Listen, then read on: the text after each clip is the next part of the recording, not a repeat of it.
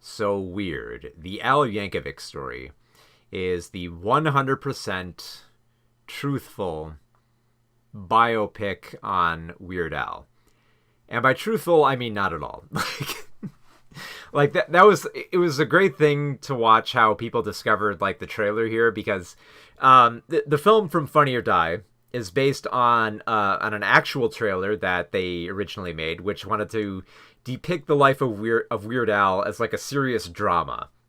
Yeah, in a funny way. They did this trailer years ago as a joke, but then they expanded on it and said, well, hey, what if let's just do a full like parody film where we try to like be serious, like make it like a serious biopic, but have like this kind of like walk hard Dewey Cox angle to it, by exaggerating everything that mocks convention and just tells like flat out lies about Weird Al's life and do it in such like a great way. And on that angle, like if you can buy into that joke of like how absurd it takes itself, this is definitely one of the funniest films of the year, like by a mile. And it's like it starts with like the casting. You have like after they divulge like the history of Al's upbringing, in which apparently polka parties were illegal and his dad hated accordions and all that. The adult version of Al Yankovic is played by Daniel Radcliffe, who is like not a good choice to play Weird Al, but for this film, where it tries to make him into like a serious musical icon, it's perfect casting. It is the perfect casting because it does not fit to have him play Weird Al as kind of this like lanky but semi-ripped guy, and not even try to do the voice. Like anytime he sings, like it's just Weird Al singing and not actually Radcliffe. Like they don't even try to get him to like perfect the Weird Al look here. Where other musical biopics will struggle to find the right actor for the part and get him into character and try to like memorize like the the lyrics and the performance and like the stage presence, Radcliffe does none of that. It's they make him a completely different character here, and it works. Like everything that they build up in this film is just brilliant. Like they try to make it so like all Al's parody songs had to come from like some great like eureka moment. Like he would hear My Sharona on the radio and stare at like a package of bologna and then slowly connect the two like, wait, yes, here it comes. Here comes the song. And yeah, just like the whole film builds up like that, where it spins more and more ridiculous yarns about Weird Al's life that are just so absurd. And the casting all around is just great here. Like Evan Rachel Wood plays Madonna, who tries to like seduce Al into making a parody of his songs, and she definitely owns this role. It's debatable if she even inhabits aspects of Madonna, but she makes this role her own. Same thing for Rainn Wilson as Dr. Demento. It feels like Rainn Wilson's a little bit of like a better fit here. Although it is funny that make Dr. Demento this kind of like, this authority on like parody music and niche entertainment, especially when you have this great amusing moment where he invites Weird Al to to this kind of like celebrity party of all these niche entertainers like Tiny Tim and Pee Wee Herman and Salvador Dali and Divine and all these other great figures with actors who are debatable whether or not they can fit the role. Like Jack Black as Wolfman Jack is here's the great thing about this film. It doesn't matter if these actors fit these roles. Because they're such absurd, exaggerated versions of all these celebrities that it works perfectly for this type of absurd comedy. Especially when you have Weird Al himself playing a record executive who basically looks down on Radcliffe's Weird Al here. And there's a perfect moment where like his brother, played by Will Forte, is talking down to Weird Al and saying that you are like the worst human being ever and you will never go anywhere in life. And Weird Al playing the record executive is just kind of like, okay, tone it down a bit. Can you tone it down? Just all around, like you have like such a perfect comedic ensemble here. Even for like small bit roles, like Thomas Lennon as an accordion salesman fits this role well.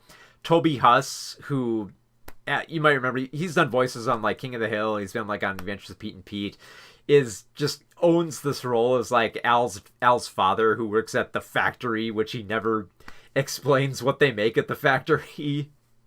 And Huss has always had like this great comedic timing with his voice here, and here it's definitely at its apex. He's perfectly suited for this type of like working man role.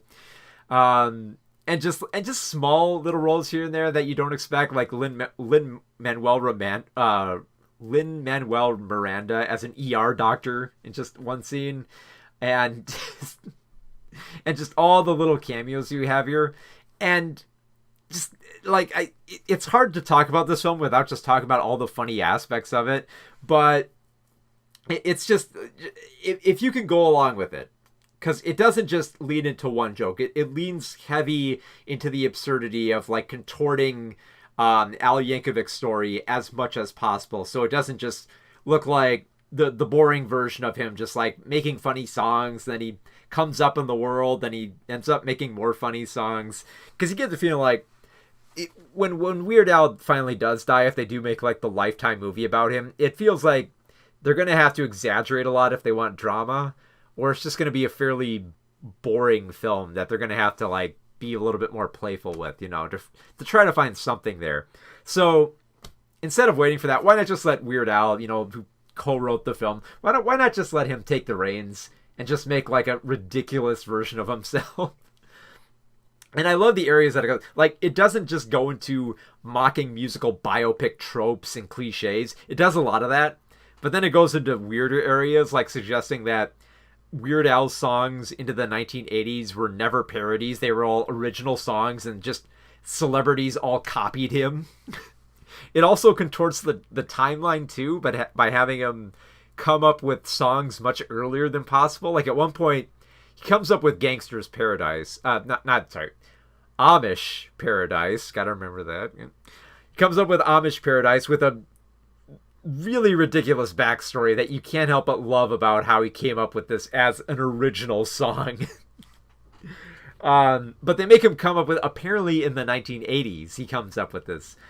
And then, out of nowhere, the film just turns into an action film where Al has to go stop a drug cartel. Which is, it comes out of nowhere, and it made me laugh so hard because you don't expect it out of this type of film, but it's played up so hard for like the John Wick aspect of him making Al into this one-man army that it's so ridiculous you can't help but like fall over laughing at it.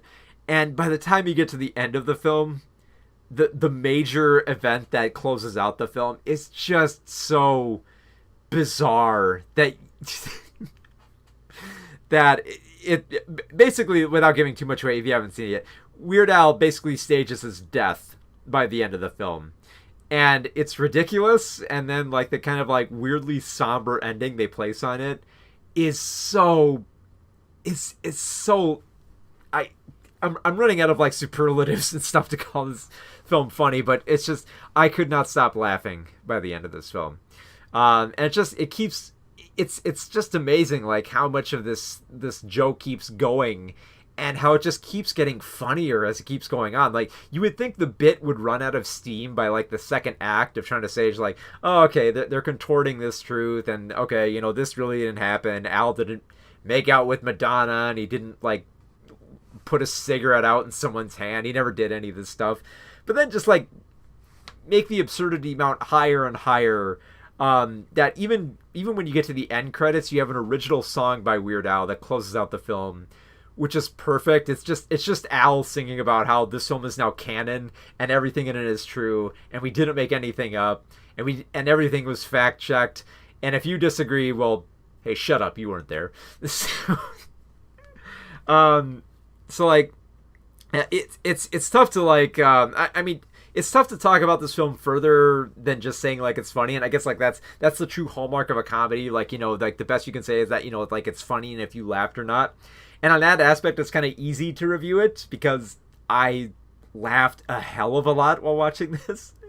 But at the same time, the crux of the story and the jokes is just that it's all absurdity. It's all just contorting Weird Al's life so that barely any of it connects with the real life Al, which is perfect. It's wonderful, it's hilarious, and it's definitely one of the funniest films of the year.